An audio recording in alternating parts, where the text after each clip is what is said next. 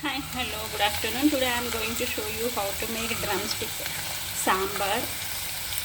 Here I have taken pan. After that add oil, mustard, jeera, urad. After that add onions and drumsticks. Now I am going to fry a little bit. After that add water and tur dal and tomato. Add some turmeric and garlic. Close the cooker and cook for 3 to 4 whistles. We can add jaggery here. Now add tamarind water, salt and sambar powder.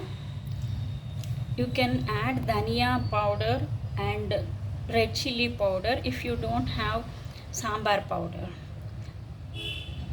Add 2 spoons of dhania powder, 1 spoon chili powder, like that you can add. Add water and cook for few minutes. Our sambar is ready to serve with chapati, dosa, idli, rice. Thank you for watching. Please like and subscribe my channel. Have a nice day. Bye.